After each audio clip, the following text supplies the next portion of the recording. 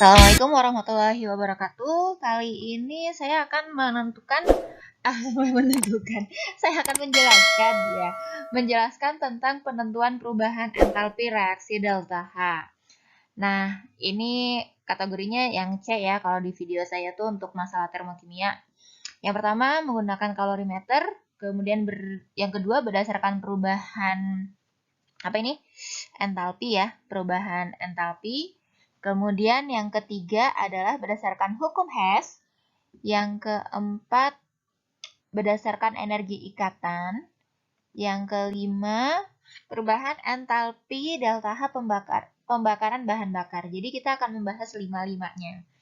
Oke, kita lanjut ke yang pertama. Menggunakan kalorimeter. Iya, kalorimeter. Jadi udah kayak meter aja udah jelas ya bahwa ini tuh menggunakan alat. Nah, kalorimeter adalah alat yang digunakan untuk mengukur perubahan kalor dalam suatu reaksi kimia. Nah, ini alatnya tuh seperti ini ya.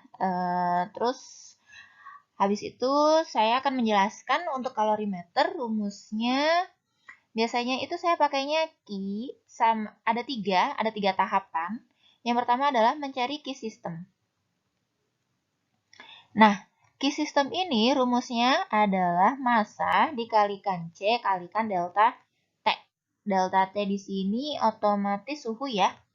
Kemudian selanjutnya di sini nih delta H C itu kalor jenis. Selanjutnya setelah mencari Ki system, tahapan yang kedua itu saya mencari Ki kalorimeter.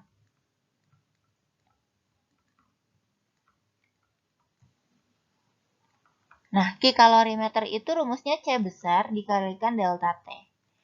Kemudian yang ketiga, setelah mencari Ki kalorimeter, maka saya mencari Ki total. Nah, Ki total itu merupakan Ki system yang ditambahkan dengan Ki kalorimeter.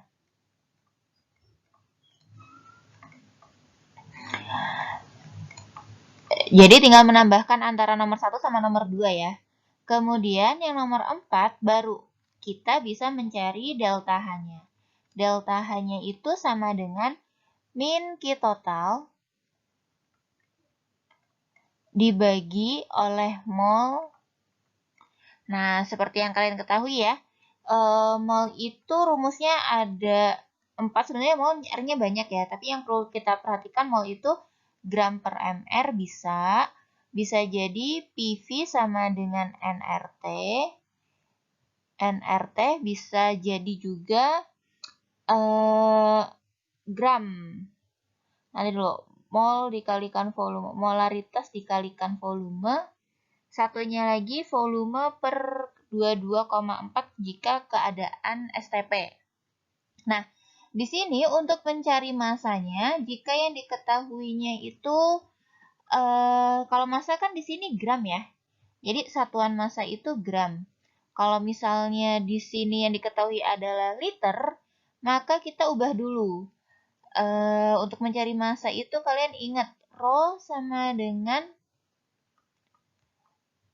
massa per volume. Sehingga ketika mencari massa, kesimpulannya sama dengan Rho yang dikalikan volume. Jadi kalau misalnya yang diketahui volume, nanti kita masukkan ke dalam sini, gitu ya. Untuk satuannya bisa dilihat masing-masing ya. Untuk, oh iya, sambil lupa. Untuk nomor 2 ini opsional. Jadi kalau misalnya di dalam soal diketahui kapasitas kalorimeter. Jika ada tulisan kapasitas kalorimeter, maka wajib menggunakan nomor 2 ini. Tetapi jika tidak ada tulisan kapasitas kalorimeter, maka nomor 2 tidak perlu digunakan. Jadi langsung saja nomor 1 langsung ke Ki total. Karena nomor 2-nya tidak ada, maka Ki kalorimeternya tidak perlu ditulis. Seperti itu ya, paham ya? Lanjut. Berdasarkan data perubahan entalpi pembentukan standar. Oke, jadi berdasarkan delta HF. Menentukan selisih entalpi pembentukan standar antara produk dengan reaksi reaktan. Jadi, ciri-cirinya nih, kalau misalnya soal, kalau tadi kan, kalau yang nomor 1 berdasarkan kalorimeter pasti diketahui massa, kemudian nilai C, selanjutnya diketahui lagi mungkin volume, ataupun mol gitu ya, angka-angka yang sangat banyak, maka itu menggunakan kalorimeter. Tapi kalau delta HF itu ciri-cirinya apa ya? Nah, ciri-cirinya itu diketahui delta HF itu masing-masing. Misalnya delta HF NO2. Nah, di sini plus 3 sama dengan plus 3318. Misalnya 33,18 kilojoule per mol. Ini kalau misalnya diketahui ini ya. Jadi diketahui lagi misalnya delta HF dari H2O seperti itu. Nah, untuk ini tidak perlu dihafalkan, nanti biasanya ada di soal gitu. Jadi ciri-ciri pembentukan pasti ada delta HF. Ingat ya, pembentukan itu rumus apa? Simbolnya itu adalah HF. Nah, sekarang berdasarkan hukum Hess. Nah, beberapa reaksi berlangsung melalui beberapa tahap. Setiap tahap menurut Germain Henry Hess, perubahan entalpi keseluruhan reaksi adalah jumlah perubahan entalpi dari setiap reaksi itu sendiri. Jadi, kalau saya sih ini gampangnya yang searah sama dengan yang berlawanan gitu. Jadi kalau hukum Hess itu biasanya ada gambar ini, terus ada gambar diagram seperti ini. Kemudian ada lagi misalnya ada reaksi. Hukum Hess yang reaksi. Hukum Hess reaksi itu kayak misalnya saya punya nih C ditambah O2 menghasilkan CO ditambah setengah O2. Ternyata delta H-nya itu min 110. Terus diketahui reaksi yang pertama misalnya. Reaksi yang kedua diketahui CO ditambah setengah O2 menjadi CO2 delta H-nya itu sama dengan min 283. Misalnya seperti ini. Nah, nanti ditanyakan itu misalnya ketika C ditambah O menjadi CO2 itu bagaimana? Nah, ini namanya reaksi berdasarkan hukum Hess. Jadi ada 3 ya. Yang pertama membentuk circle kayak gini, kemudian gambar gram seperti ini, selanjutnya adalah reaksi. Jadi kalau hukum Hess itu ada 3, oke? Cara mengerjakannya. Nah, cara mengerjakan yang pertama itu yang paling mudah adalah yang ini.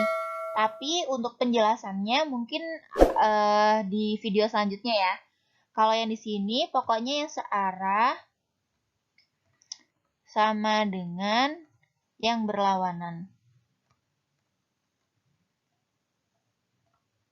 Nah, yang searah itu yang mana saja? Ini kan, ini searah set, ini ke sini, yang ini seini gitu kan. Nah, searah jarum jam ya mungkin bisa jadi kalian bisa tahap 3 aja nggak apa-apa.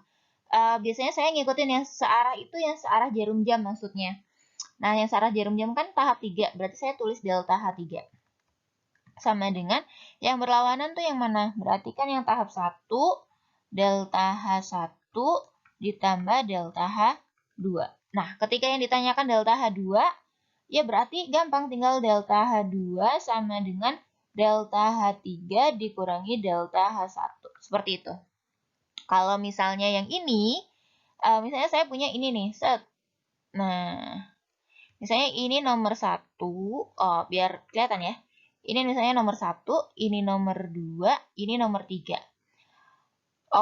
Makanya ini tuh yang hasil tadi ya. Jumlah entalpi keseluruhan adalah jumlah perubahan entalpi pada setiap reaksinya. Nah, keseluruhannya kan dari atas ke bawah ya. Ini dari A, B, C. Nah, untuk A ke C, ini kan keseluruhannya nih 3. Berarti saya tuh bilangnya yang panjang sama dengan yang pendek. Jadi kumpulan dari yang sigma pendek ini ya, karena tadi keseluruhan reaksi. Keseluruhan reaksinya 3, berarti delta H3 sama dengan delta H1 ditambah delta H2. Seperti itu. Kalau yang ini maka harus direaksikan, dan ini agak complicated. Bisa di pembahasan selanjutnya ya. Kemudian yang untuk berdasarkan energi ikat. Nah, kalau tadi pembentukan, sekarang ikat. Kalau misalnya pembentukan tadi itu ada delta HF ya. Diketahui delta HF. Nah, kalau misalnya ini energi ikat per reaksi dikurangi produknya.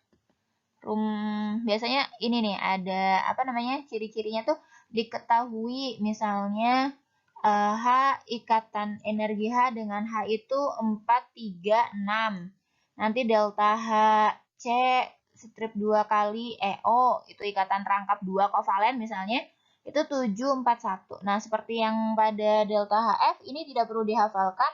Insya Allah nanti ada di dalam soalnya ya.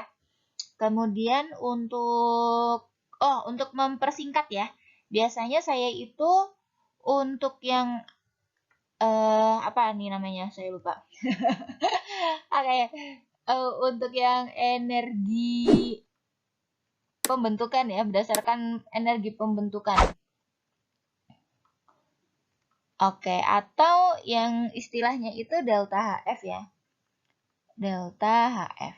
Nah, yang seperti delta HF ini itu kebalikannya dari ikatan yang berdasarkan ikat. Nah, ini kan pemutusan pereaksi. Pereaksi dikurangi produk. Berarti seperti yang kalian ketahui, kalau misalnya saya ada A ditambah B menjadi C ditambah D, maka ini adalah reaktan, sedangkan yang hasilnya adalah produk, ya kan? Nah, oleh karena itu kalau misalnya saya punya energi ikatan, dia tuh pereaksi kurangi produk. Artinya delta HF-nya itu reaktan dikurangi produk. Atau biasanya kiri kurangi kanan. Ikatan yang kiri kurangi kanan. Kalau yang pembentukan, maka produk dikurangi reaktan, delta H-nya itu.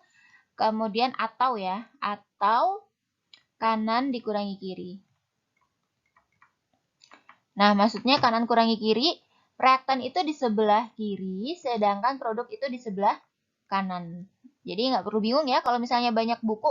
Misalnya kalian banyak baca buku nih, kok di sini kiri kurangi kanan. Nah, ini pengaruhnya tuh dari sini. Kemudian ngikutin ininya ya, zigmanya. Kalau misalnya di sini 2, ya berarti 2A dikalikan 2. Kalau misalnya di sini 4, dikalikan 4. Seperti itu ya.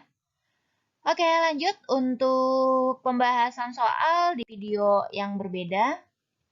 Nah, di sini perubahan entalpi pembakaran bahan bakar. Oke, di sini seperti yang kalian ketahui ya, bahan bakar itu pasti menghasilkan suatu kalor. Nah, reaksi pembakaran sempurna ya pasti ada CO2 menghasilkan sama H2O. Kalau yang pembakaran apa namanya tidak sempurna juga sama ya. Oh, kalau ini reaksi pembakaran sempurna. Reaksi pembakaran sempurna. Wah, semuanya sempurna ya. Harusnya satu tidak sempurna ini. Oke, pembahan bakar menghasilkan kalor yang berbeda sesuai dengan kandungan senyawa di dalamnya. Kalor pembakaran dapat dihitung dari energi ikatan rata-rata senyawa yang menyusun bahan bakar. Jadi bisa menggunakan energi ikat. Energi ikat itu yang tadi, yang ada C dengan C, misalnya berapa kilojoule. Terus kalau di sini aja ya, C dengan C misalnya berapa kilojoule. Terus C ikatan dengan O berapa kilojoule. Kemudian H dengan H berapa kilojoule. Nah, ini merupakan energi ikatnya. Oke, mungkin kalau misalnya pembakaran yang tidak sempurna, ini harusnya kan yang satu tidak sempurna ya. Kalau misalnya yang tidak sempurna itu, ya seperti yang kalian ketahui, pasti hasilnya CO. Kayak gitu, CO kemudian ditambah H2O. Karena di sini saya tidak menuliskan yang tidak sempurna, berarti kalian tinggal cek ini aja sih ya, diganti aja kalau misalnya ini CO. Kemudian untuk koefisien-koefisiennya silahkan disetarakan ulang ya. Oke, demikian video kali ini. Semoga bermanfaat. Jangan lupa kalau misalnya masih ada yang kurang paham, bisa tulis di dalam kolom komentar. Bila tersedia, wassalamualaikum warahmatullahi wabarakatuh. Jangan lupa subscribe.